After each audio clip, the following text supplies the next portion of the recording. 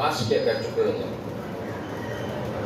விலை மதிக்க முடியாத புஸ்தகம், உலகத்திலே விலை மதிக்க முடியாத புஸ்தகம் பைபிள். யாரெல்லாம் பைபிளை சுமக்கிறீங்களோ, இயேசு கிறிஸ்து உனக்காக சிலுவை சுமந்தார். நீ போற இடம்லாம் என்ன செய்யணும்? பைபிளை சுமந்துட்டு போகணும். நீ வேலைக்கு போறியா, செல்போனை சுமக்க தெரியுதுல உனக்கு?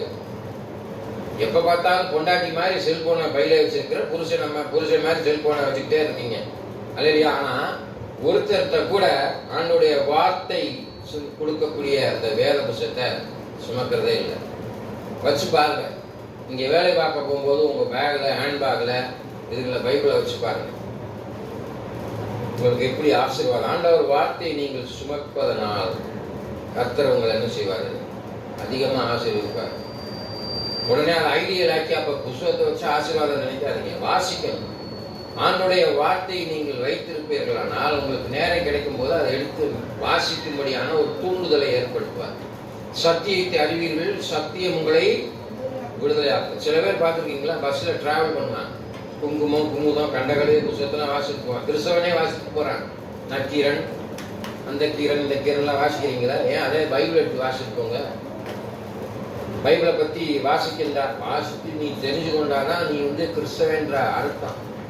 One who practiced the Christianity will be called as a Christian. எவன் ஒருவன் தன் கிறிஸ்துவத்தை நடைமுறைப்படுத்துகிறானோ அவன் தான் கிறிஸ்துவன். நான் உங்களுக்கு ஏற்கனவே பிரசங்கத்துல அநேக முறை சொல்லியிருக்கிறேன். எங்க இருக்கு அந்த வசனம்? தெரியல. எபேசியர் புஸ்தகம் எடுங்க. எபேசியர் புஸ்தகம் 3ஆம் அதிகாரம் 15ல இருந்து வாசிங்க. 3ஆம் அதிகாரம் 15ல இருந்து வாசிங்களேன். நீ கிறிஸ்துவனா இருப்பாயானால் நீ கிறிஸ்துவத்தை உதாரணமா பாத்தீங்கன்னா இருங்க, பேசிட்டு நான் சொல்றப்பதான் வாசிக்கிறேன். நீ கிறிஸ்தவனா இருக்கிற கிறிஸ்துவ நடைமுறைக்கு உதாரணமாக ஒரு இந்து சகோதரர் இருக்கிறாருன்னு வச்சுக்கோங்க. அவர் என்ன செய்யறாரு? காலையில குளிச்சு பட்டையெல்லாம் அடிச்சு துண்டா கட்டிக்கிட்டு ஒரு வீடுல ஒரு சாமி அறைன்னு வச்சிருக்கிறாங்க. அங்க போய் அதிகாலையில குளிர்ல கூட என்ன செய்யறாரு? ஈர துணியோட போய் அந்த சாமியை வணங்குறாரு. அல்லையா? என்ன செய்யறாரு? தினந்தோறும் மணி அடிச்சு சூடா காமிச்சு அதை வணங்குறாரு. நீ என்ன செய்யற?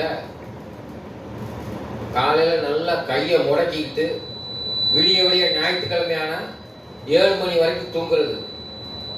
ஆண்டவர் வார்த்தையை வாசிக்கிறது இல்லை. ஆலயத்துக்கு லேட்டா வருது.